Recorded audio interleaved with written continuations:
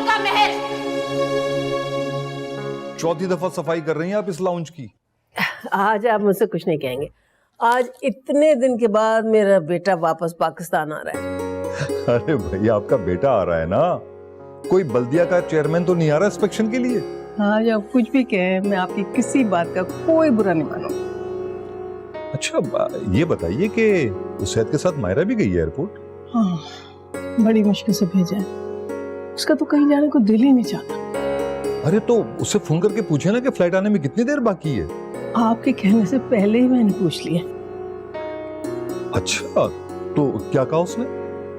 कह रही थी 2 घंटे लेट है फ्लाइट, और बहुत नाराज हो रही थी कि मैंने उसको 1 घंटे पहले क्यों भेज दिया। अरे उससे कहना था कि शुक्र करो रात से ही नहीं बिठा दिया हमने तुम्हें एयरपोर्ट पे। हाँ, बिना बस खामखा। फालतू में मुझे यहाँ ले आए हो। यार आतिफ को फोन किया था ना, उसने बताया उसकी फ्लाइट 2 घंटे लेट है। मैंने सोचा आगे कुछ खा पी लेते हैं। मुझे भूख नहीं। अच्छा कुछ पी लेना। मुझे भूख नहीं है। मायरा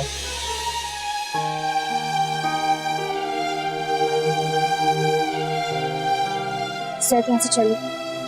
अब मायरा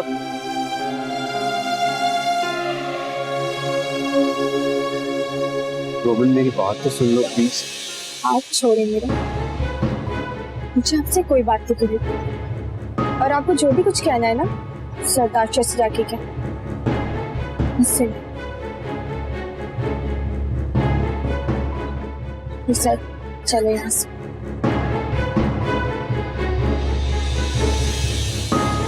मायरा तुम्हें बिलाल की बात सुन लेनी चाहिए थी। मैं मजीद झूठी कस्में फिजूल बातें प्रीतु की दलीलें नहीं सुन सकती। यार वो बहुत अपसेट लग रहा था। अच्छा तो मैं तो तुम्हें बहुत खुश लग रही हूँ ना। मायरा कम से कम 2 मिनट तो उसकी बात सुन लेती।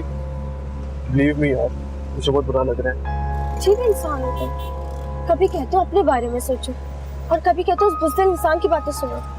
तुम आखिर चाहते क्या हो? मैं बस ये चाहता हूँ तुम जो भी फैसला करो सोच समझ के करो। तो बस ठीक है, मैं फैसला कर चुकी हूँ। और वो क्या? अब जो अम्मी अब्बू कहेंगे मैं वही करूँगी। मायरा वो तो वही कहेंगे जिसमें उन्हें तुम्हारी खुशी नजर आएगी। ये फजूल बातें छोड़ो, गाड़ी तेज चलाओ, आते भाई की फ्लाइट का टाइम हो चुका है। अच्छा बाबा और कुछ होता? यार मुझे बड़ी खुशी होती है जब मैं अपने बच्चों के लिए शॉपिंग करता हूँ। लेकिन अगर तुम्हारे यहाँ बेटा हो जाता तो तुम्हारी फैमिली कंप्लीट हो जाती। अल्लाह की मर्जी, क्या कह सकते हैं। अच्छा सुनो, शॉपिंग तो करा रही हूँ मैं तुम्हें, लेकिन वापसी में तुम्हें मुझे मेरे भाई के यहाँ ड्रॉप करना होगा। चलो व्हाई नॉट, चल लेट्स गो। अस्सलाम वालेकुम। वालेकुम आइए भाई। अरे वालेकुम अस्सलाम। जीते रहो बेटा, खुश रहो। माशाल्लाह माशाल्लाह, खैरियत से आ गया मेरा बच्चा, दिल खुश हो गया मेरा। कैसी हैं आप अम्मी? मैं बिल्कुल ठीक हूँ। वो उसैद कहाँ रह गया? लेने के लिए गया था ना इससे? अम्मी वो शायद कुछ काम था इसलिए वो चला गया। अच्छा अच्छा अम्मी आप कैसी हैं आप बताएं ना, ये छोड़ने से। मैं बिल्कुल ठीक हूँ, अल्लाह का शुक्र है। बेटा भाई के लिए पानी वानी तो लेके आओ। हाँ मैं पानी लेकर आती हूँ। अहमद बख्श, कान खोल के सुन लो, 7 बजे सुबह एयरपोर्ट पहुंचना है। हाँ, रमला और हारिस भी साथ होंगे। इशिजा, तुम्हें हारिस ने बताया फ्लाइट किस वक्त आ रही है? I don't know. 7 बजे तुमने पहुंच जाना है, जान ले लूंगी वरना तुम्हारी।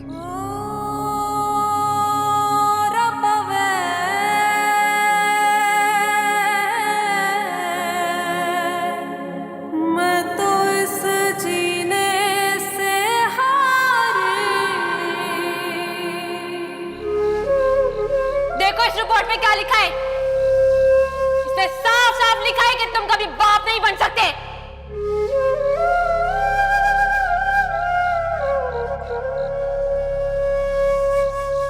बस कर जाए, कितना शोक मनाएंगे।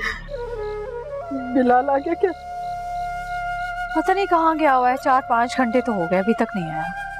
पता नहीं मेरे बेटे ने उस बात का दिल पर तो नहीं लगा लिया।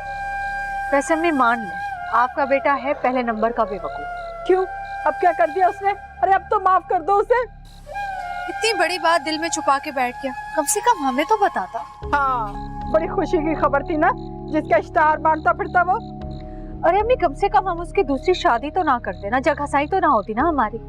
मगर इस बात का तुम्हारे और मेरे अलावा तो किसी को नहीं ना पता।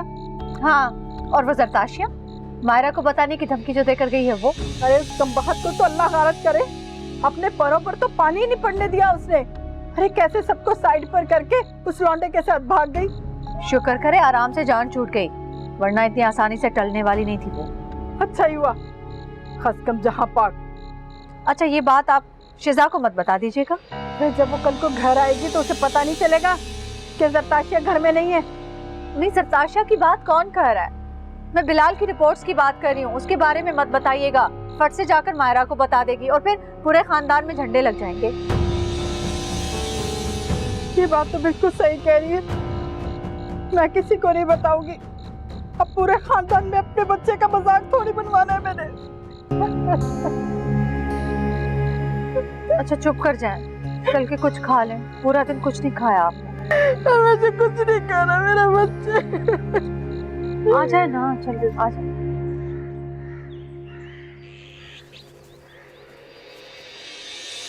हारिस तो कुछ ज्यादा ही बोरो, पूरा वक्त फ्लाइट में भी सोए और अब भी नींद आ रही है। तुम भी तो मुझे बार बार जगा देते हो। Oh hey Shiza, congratulations on the new baby.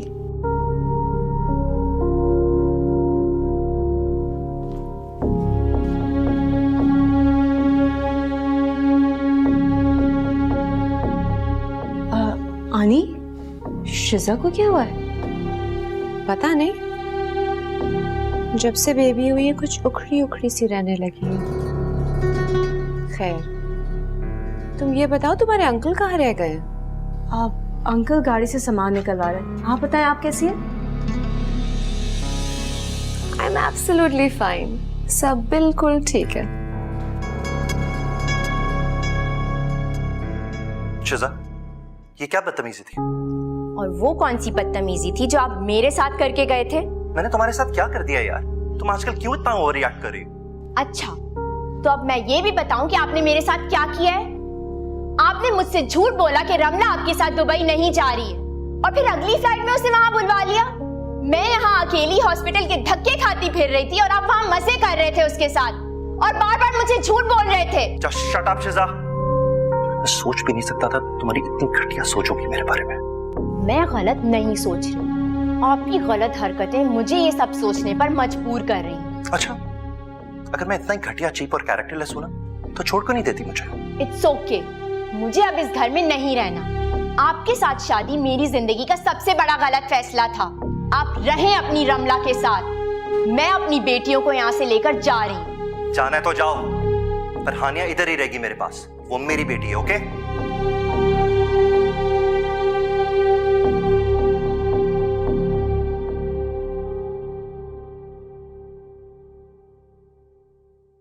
शिजा, कहीं जा रही हो? अपने मैके। ओह, क्या हारिस से कोई झगड़ा हो गया है तुम्हारा? मुझसे झगड़ा करने के अलावा और हारिस को आता ही क्या है? Just shut up, शिजा। मुझे और गुस्सा मत दिलाओ। गाड़ी बाहर तैयार खड़ी है, 2-4 दिन अपने मैके रह होगी ना, तो अकल खुद ही काम करने लगेगी।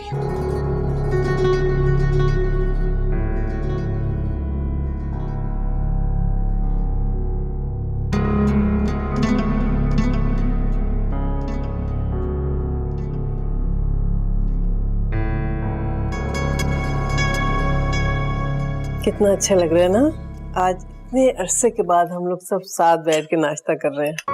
सच पूछे तो अभी मैं तो वहां तरस गया था आपके हाथ का बना नाश्ता खाने। शुक्र है बेटा, तुम्हारे तो फैल कुछ अच्छा खाने को मिल रहा है। अच्छा, इससे पहले तो कभी आपको अच्छा खाने को नहीं मिला। आते बेटा, ये पराठा लो ना, मैंने ने खास तौर से तुम्हारे लिए बनाया। अच्छा, वैसे अम्मी ये मायरा हर वक्त इतना सीरियस रहती है या आज कुछ खास बात है? कैसी बातें कर रहे हैं भाई? तो और नहीं तो क्या, जब से आऊं तुम इसी तरह से हो, पुराने स्टाइल में रहो ना। मुझे तो ऐसा लग रहा है जैसे कोई मेहमान हमारे घर आया हुआ है। हद हो गई भाई। अम्मी, अब आप भाई के लिए लड़कियां ढूंढे, उनकी शादी करवा दें ताकि सारा दिन ये उन्हीं का दिमाग खाएं। हाँ, तुम्हारी शादी करके बड़ा सुख मिला है ना मुझे, जो इसकी भी शादी कर दूं। हालिया बेगम, जरूरी तो नहीं है कि सबके साथ एक जैसा ही हो। मायरा सही कह रही है भाई, खानदान में इतनी सारी लड़कियां हैं, किसी भी एक को पसंद कर लो और आतिफ की शादी कर दो। देखिए, खानदान का तो आप मेरे सामने नाम भी मत लीजिएगा। मायरा को भी तो आपने अपनी सगी बहन को दिया था। अम्मी, आप हर बार मुझे क्यों बीच में ले आती हैं? तो तुम्हारे अब्बू हर बात पे खानदान को क्यों घसीट के ले आते हैं? क्या कुछ नहीं किया तुम्हारी फूफो ने तुम्हारे साथ? उन्हीं की वजह से आज यहाँ बैठी हो तुम मैके में अपने।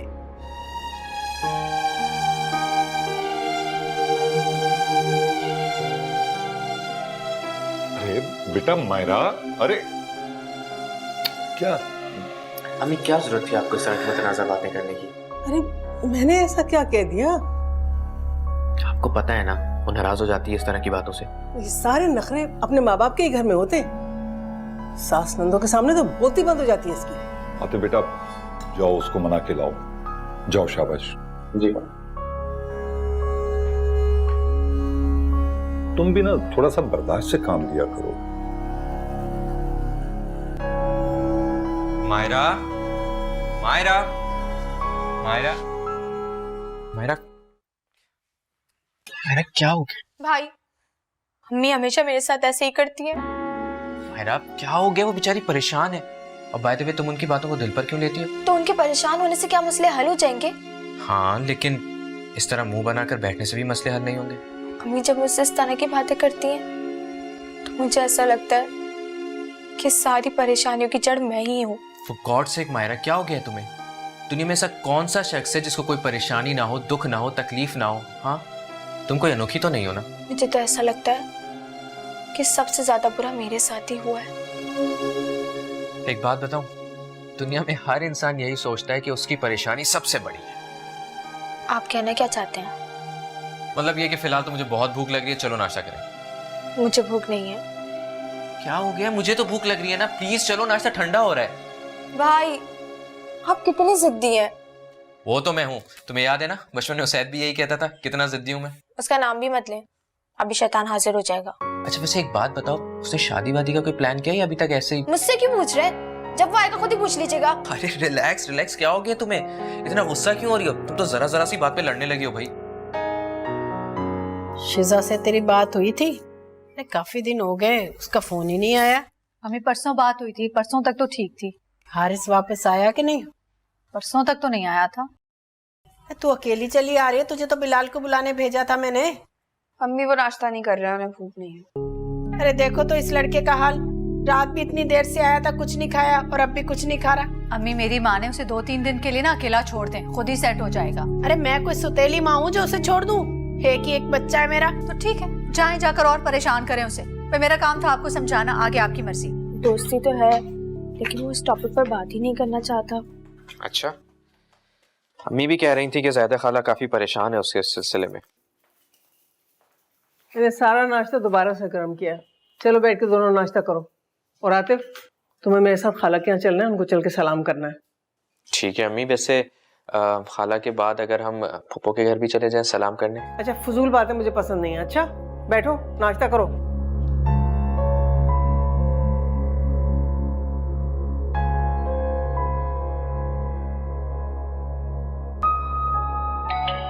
देखो दरवाजे पे कौन है। ये सवेरे सवेरे कौन आ गया? मैं आपको समझा रही हूँ, आपकी समझ में अरे शिजा, हाय हाय, अस्सलाम वालेकुम। वालेकुम अस्सलाम। आजा आजा मेरी बच्ची, आजा आजा आजा। बिस्मिल्लाह। कैसी हैं आप? अल्लाह का शुक्र है।